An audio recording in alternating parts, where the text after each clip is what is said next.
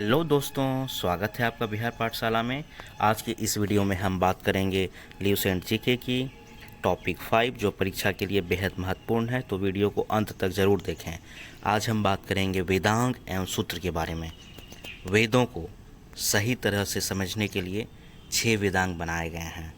4 वेदास थे, उसको सही तरीके से समझने के लिए वेदांग बनाए गए हैं। 6 वेदांग हैं। शिक्षा, शुद्ध उच्चारण का शास्त्र। शिक्षा को क्या बोलते हैं? शुद्ध उच्चारण का, उच्चारण कैसे करनी है। कल्प, कर्म कांड की विधि इसमें बताते हैं। निरुक्त, शब्दों की उत्पत्ति का शास्त्र बताया गया। निरुक्त में क्या है? शब्दों की उत्पत्ति का शास्त्र। व्याकरण, जो बहुत ज़रूरी होती है किसी भी चीज़ के को समझने और लिखने के लिए। छंद और ज्योतिष, ये 6 वेदांग बनाए गए हैं। कौन कौन? शिक्षा, कल्प, निरुक्त, व्याकरण, छंद और ज्योतिष। सूत्र साहित्य क्या है? वैदिक साहित्य को सुरक्षित रखने और व्यवस्थित बनाने के लिए सूत्र साहित्य बनाया गया है। क्या है? जितने भी वैदिक साहित्य हैं उसको सुरक्षित और व्यवस्थित बनाने के लिए सूत्र साहित्य बनाया गया है। इसमें मुख्यतः कौन कौन से सूत्र साहित्य हैं? स्रोत सूत्र हैं, गृह सूत्र हैं और धर्म सूत्र शामिल हैं। मुख्यतः जो हैं स्रोत सूत्र, गृह सूत्र और धर्म सूत्र। इनसे हमें यज्ञ की विधियां के बारे में बताया गया है, कर्म कांड के बारे में बताई गई है, राजनीति, कानून और सामाजिक व्यवहार क्या होना चाहिए, इसमें ये जानकारी मिलती है। क्या क्या है? यज्ञ की विधियां, कर्म कांड, राजनीति, कानून और सामाजिक व्यवहार। प्रमुख सूत्रकार जो हैं, जो सूत्र साहित्य लिखे हैं, प्रमुख सूत्रकार हैं गौतम ऋषि, बोधायन, आपस्तंभ, वशिष्ठ, ये प्रमुख सूत्रकार हैं। सूत्रों में गौतम धर्म सूत्र को सबसे प्राचीन माना गया है। कौन सा सूत्र सबसे प्राचीन है? गौतम धर्म सूत्र को सबसे प्राचीन माना जाता है।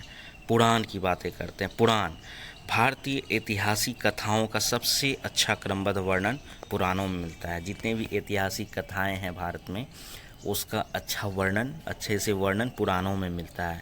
पुराणों के रचयिता लोमहर्ष या उनके पुत्र उग्रश्रवा माने जाते हैं। पुराणों के रचयिता किनको माना गया है? या तो लोमहर्ष हैं या इनके पुत्र उग्रश्रवा, लोमहर्ष या उग्रश्रवा। पुराणों की कुल 18 संख्या है।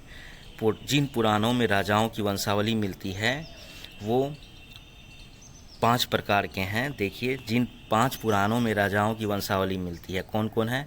मत्स्य पुराण, वायु पुराण, विष्णु पुराण, ब्रह्म पुराण, भागवत पुराण। कौन कौन है? मत्स्य पुराण, वायु पुराण, विष्णु पुराण, ब्रह्म पुराण और भागवत पुराण। पुराण और संबंधित वंश। विष्णु पुराण मौर्य वंश की बात करते हैं। विष्णु पुराण में मौर्य वंश की बातें की जाती हैं। मत्स्य पुराण में आंध्र प्रदेश में जो भी है आंध्र प्रदेश, वहाँ सातवाहन वंश था, उसके बारे में बताई गई है मत्स्य पुराण में। विष्णु पुराण में मौर्य वंश की बातें, मत्स्य पुराण में आंध्र सातवाहन वंश की बातें और वायु पुराण में गुप्त वंश की बातें की गई है। कुछ नोट्स देखते हैं क्या इम्पोर्टेंट है। पुराणों में मत्स्य पुराण सबसे प्राचीन और प्रामाणिक है। सबसे पुराने कौन हैं?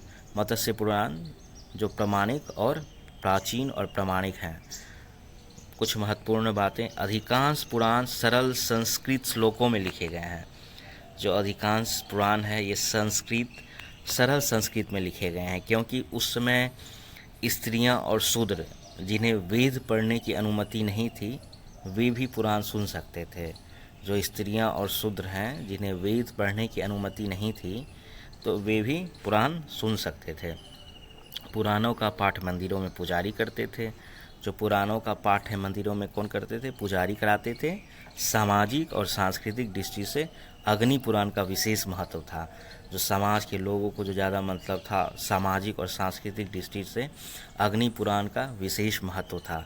इसमें राजनीति और कृषि से जुड़ी जानकारी भी दी गई थी। इसमें राजनीति और कृषि से जुड़ी जानकारी दी गई थी इस पुराण में। तो दोस्तों, वीडियो को लाइक करें, चैनल को सब्सक्राइब करें और जुड़े रहें बिहार पाठशाला के साथ। जय हिंद, जय बिहार।